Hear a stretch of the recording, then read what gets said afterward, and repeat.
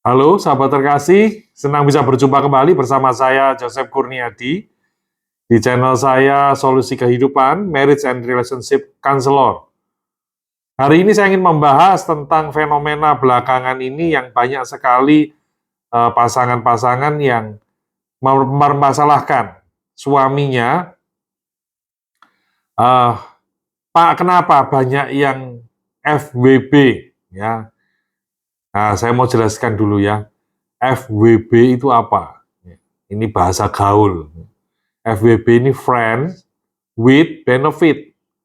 Biasanya hubungan seperti ini benefitnya apa?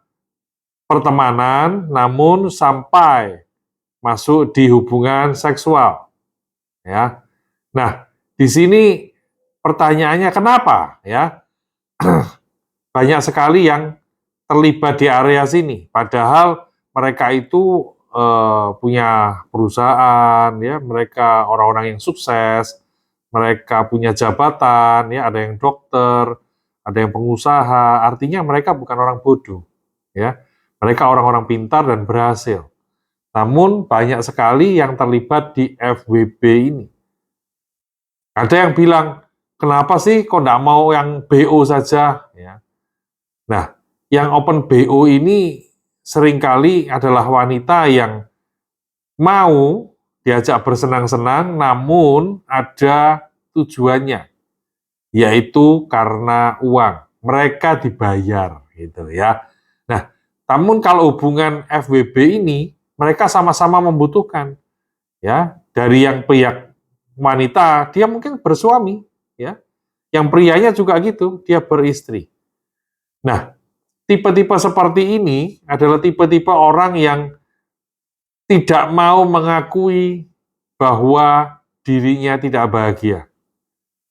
Ya, bukan berarti kalau sudah punya istri cantik, punya suami ganteng, punya suami kaya, itu rumah tangganya bahagia.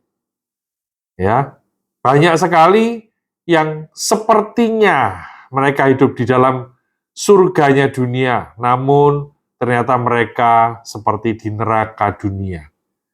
Ya, sebab itu sekarang ini banyak sekali fenomena FWB ini, ya, friends with benefit.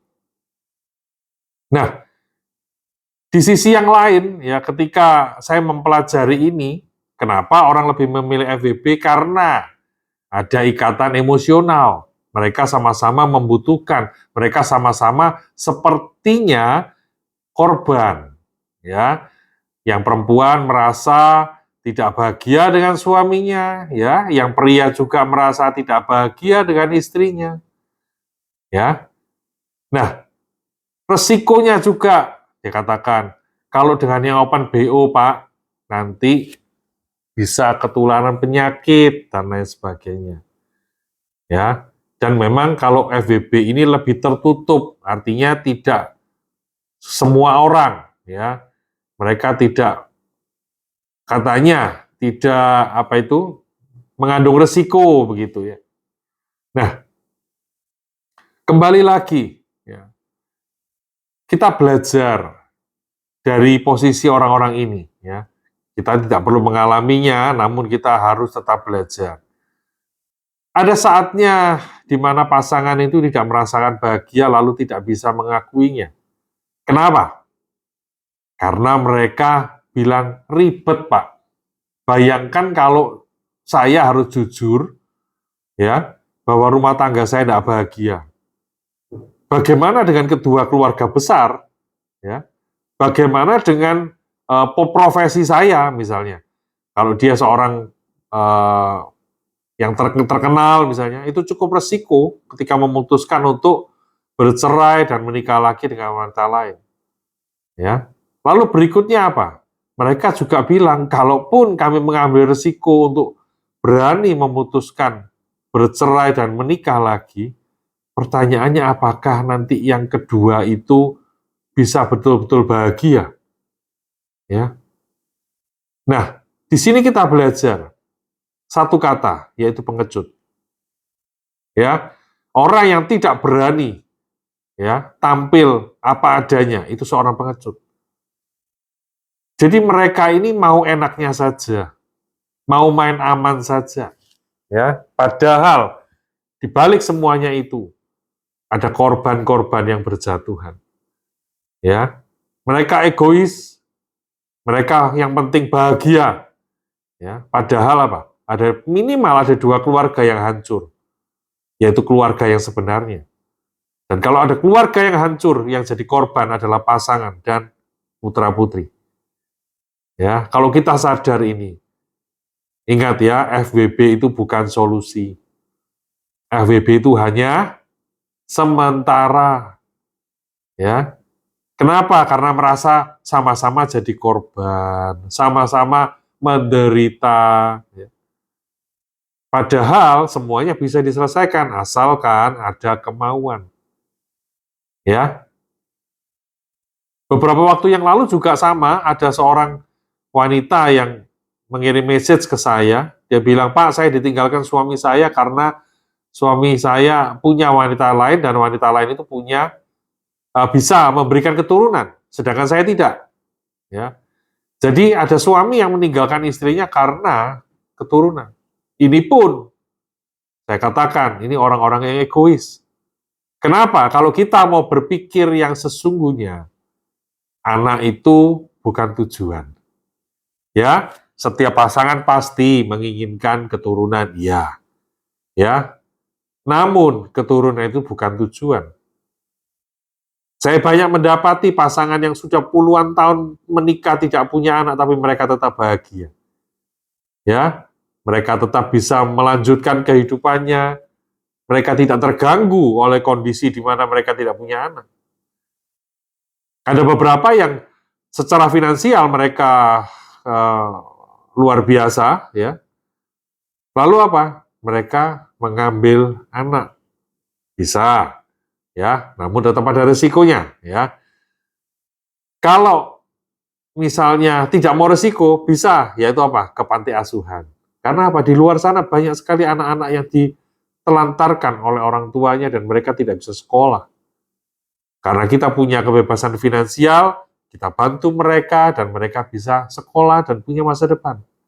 Bukankah ini juga sesuatu yang membahagiakan? Ya, saya tanya beberapa pasangan yang sudah di atas 25 tahun menikah, mereka tidak punya anak, mereka bilang, kami tetap bahagia kok. Ya, kenapa? Karena hidup kami berdampak buat orang lain. Mungkin kami tidak punya anak kandung, ya. Namun dengan kita berbagi, ya, sharing dengan panti asuhan, kita ambil dalam arti itu, oke, kita sekolahkan komitmen ya untuk anak-anak ini, si A, si B, si C misalnya. Kita katakan sekolahkan sampai misalnya sampai S1 gitu. Komitmen. Ya, tanpa perlu mengambil anak. Ya. Banyak hal yang bisa kita lakukan. Jadi anak itu bukan tujuan yang utama. Dan saya juga mau jelaskan di sini, ya, kalau untuk orang-orang yang mau meninggalkan pasangannya, berpikirlah 2 kali, ya. Atau jangan 2 kali, berpikirlah berkali-kali. Karena apa? Kalaupun kita punya anak kita nanti usia 25 tahun, dia akan meninggalkan kita dan bersatu dengan pasangannya, bukan? Lalu apa?